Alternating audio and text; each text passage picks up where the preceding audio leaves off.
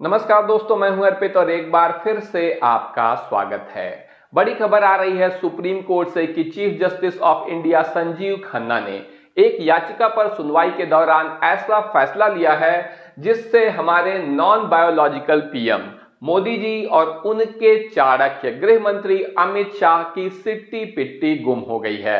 इतना ही नहीं, इस फैसले का प्रभाव नए नवेले मुख्य चुनाव आयुक्त ज्ञानेश कुमार पर भी पड़ा है और वो अपने पूर्ववर्ती राजीव कुमार के फैसले को पलटने को मजबूर हो गए हैं और चुनाव आयोग के जो कुछ भी काम थे वो सब अब यहां पर एक्सपोज हो चुके हैं। ये सब कुछ हुआ है तृणमूल कांग्रेस की सांसद महुआ मोइत्रा, जो कि ममता बनर्जी की पार्टी की सांसद हैं, इनकी याचिका पर सुप्रीम कोर्ट में सुनवाई हो रही थी। उसके दौरान ये सारी चीजें सामने आई हैं। आप देख सकते हैं, नव भारत टाइम्स की यह रिपोर्ट है कि बूथवार मत प्रतिशत आंकड़ा अपलोड करने को लेकर चुनाव आयोग ने सुप्रीम कोर्ट में क्या कहा, ये यहां पर बताया गया है। और जो कुछ कहा है यहां चुनाव आयोग ने, उसका प्रभाव मोदी सरकार और चुनाव आयोग, आने वाले चुनाव, इन सभी पर पड़ने जा रहा है और बड़ी मुश्किलें खड़ी हो रही हैं राजीव कुमार के लिए। आप देख सकते हैं, सुप्रीम कोर्ट ने चुनाव आयोग की वेबसाइट पर बूथवार मत प्रतिशत अपलोड करने की मांग पर विचार करने को संज्ञान लिया है। आपको बता दें, ज्ञानेश कुमार के फैसले से राजीव कुमार एक्सपोज हो गए हैं, क्योंकि इसके पहले राजीव कुमार ने ऐसा करने से साफ इनकार कर दिया था। हम आपको इसके बारे में डिटेल में बताएंगे, लेकिन साथ ही चुनाव आयोग और भाजपा की जो साठगांठ है वो भी यहां पर खुलकर सामने आ गई है। क्योंकि आप देखिए, ये टीवी9 भारतवर्ष की रिपोर्ट है। सरकार ने किए चुनाव संचालन नियमों में बदलाव, आम लोग अब नहीं मांग सकेंगे इलेक्ट्रॉनिक रिकॉर्ड। तो ये फैसला सरकार ने लिया था चुनाव आयोग को बचाने के लिए, राजीव कुमार को बचाने के लिए, जो उस वक्त मुख्य चुनाव आयुक्त हुआ करते थे। क्योंकि हरियाणा विधानसभा चुनाव में किस हद तक धांधली हुई है और मीडिया में उसका कितना हल्ला हुआ है, जहां गोदी मीडिया खुद कह रहा था कि भाजपा हरियाणा में हारने जा रही है, लेकिन किस तरीके से भाजपा जीती ये सब कुछ आपसे छुपा नहीं है। हाई कोर्ट ने चुनाव आयोग को इलेक्ट्रॉनिक डेटा महमूद प्राचा को सौंपने का आदेश दिया था, जो सुप्रीम कोर्ट के वकील हैं, और इन्होंने हरियाणा हाई कोर्ट में याचिका दाखिल की थी और ये सारे डेटा मांगे थे, सारा इलेक्ट्रॉनिक डेटा मांगा था कि धांधली हुई है। जब चुनाव आयोग ने कहा नहीं हुई है तो इन्होंने कहा फिर हमें डेटा प्रोवाइड कराया जाए। लंबे समय तक चुनाव आयोग इधर उधर की हिला हवाली करता रहा, लेकिन जब बचने का कोई रास्ता नजर नहीं आया तो चुनाव आयोग और अपने चहेते राजीव कुमार के बचाव में खुद मोदी सरकार आ गई। और मोदी सरकार ने क्या फैसला लिया?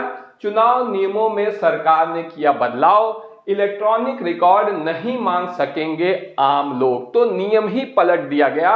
और जब यहां पर चुनाव आयोग ने हाई कोर्ट में बताया कि भाई अब नियम बदल चुका है, सरकार ने बदल दिया है, इसलिए हम महमूद प्राचा को इलेक्ट्रॉनिक डेटा नहीं दे सकते हैं, तो उस वक्त बहुत ज्यादा बवाल हुआ था कोर्ट में, अदालत की तरफ से भी और विपक्षी दलों की तरफ से भी। हालांकि इसका कोई खास असर मोदी सरकार की सेहत पर तो नहीं पड़ा, लेकिन बीजेपी और चुनाव आयोग के बीच की जो साठगांठ है वो खुलकर सामने आ गई थी। राजीव कुमार और चुनाव आयोग की साख पर बट्टा भी लगा था।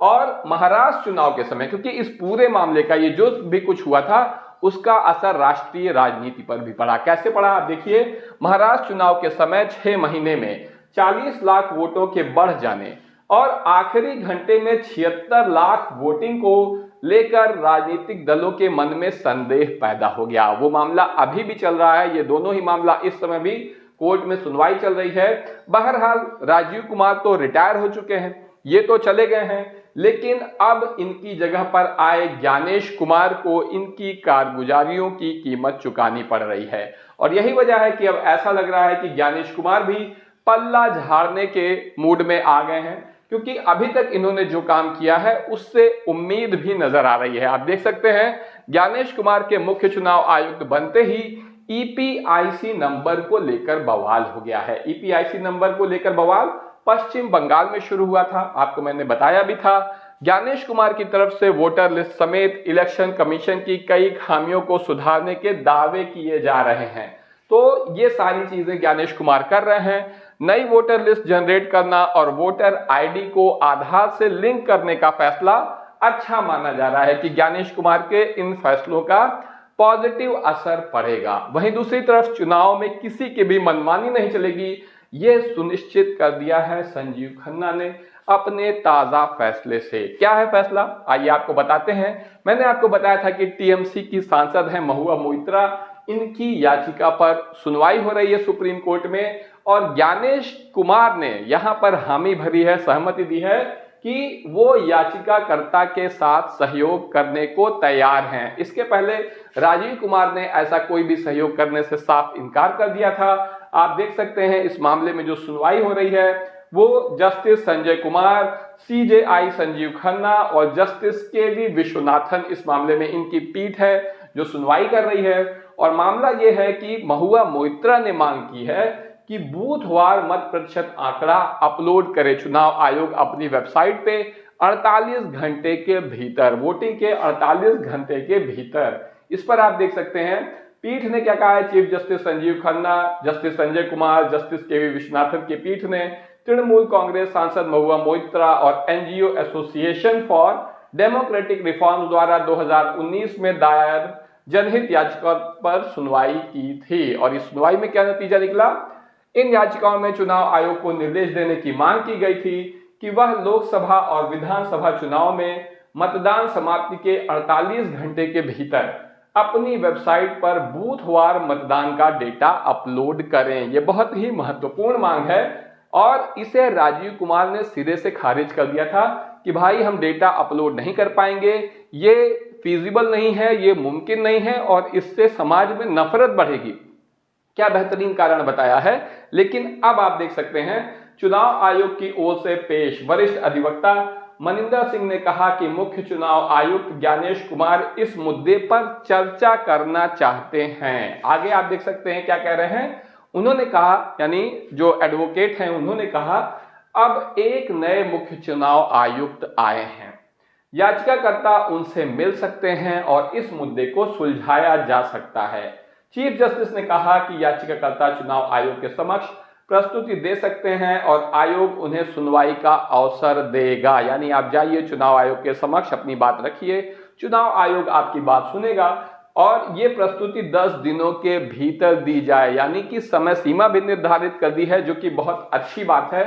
और ऐसे में राजीव कुमार के जाते ही चुनाव आयोग बदल चुका है, क्योंकि आपने देखा होगा पहले भी ज्ञानेश कुमार विपक्षी दलों से संवाद करने का प्रयास कर रहे हैं। उन्होंने फैसला किया है, चुनाव आयोग को निर्देश भी दिए हैं। ज्ञानेश कुमार ने मोदी सरकार को इस तरीके से फंसा दिया है। कैसे फंसाया है, पिछले साल में चुनाव आयोग ने सुनवाई के दौरान एनजीओ की इस मांग का विरोध किया था और कहा था कि यह किसी भी हालत में संभव नहीं है। उस वक्त राजीव कुमार मुख्य चुनाव आयुक्त हुआ करते थे, लेकिन ज्ञानेश कुमार ने राजीव कुमार के फैसले को पलटते हुए प्रधानमंत्री मोदी और अमित शाह को फंसा दिया है, क्योंकि इस फैसले के जो प्रभाव होंगे वो बहुत दूरगामी होंगे। अगर 48 घंटे में चुनावी डेटा बूथवार सामने आ जाएगा तो चुनाव को निष्पक्षता पहले से अधिक हो जाएगी, यानी ज्यादा निष्पक्ष तरीके से चुनाव होगा। सबसे अहम बात यह है कि अब आम आदमी चुनावी डेटा को देख पाएगा, जिसका नतीजा ये होगा कि ऐसे में चाह कर भी ना तो इलेक्शन कमीशन खेल कर पाएगा और ना ही मुख्य चुनाव आयुक्त कोई खेल कर पाएंगे। तो निश्चित रूप से बंगाल में जहां विधानसभा चुनाव होने हैं वहां पर मोदी जी और उनके चाणक्य का खेल होना मुश्किल नजर आ रहा है। बिहार चुनाव पर भी इसका निश्चित रूप से प्रभाव पड़ेगा। तो क्या ज्ञानेश कुमार को इस पद पर नियुक्त करके चाणक्य जी ने और भाजपा सरकार ने, मोदी सरकार ने अपने ही पैर पर कुल्हाड़ी मार ली है? कम से कम प्रधानमंत्री तो जरूर अपने डिप्टी से ये सवाल पूछ रहे होंगे। आपका इस पूरे मामले में क्या कहना है, कमेंट करके जरूर बताएं। अभी के लिए बस इतना ही, धन्यवाद।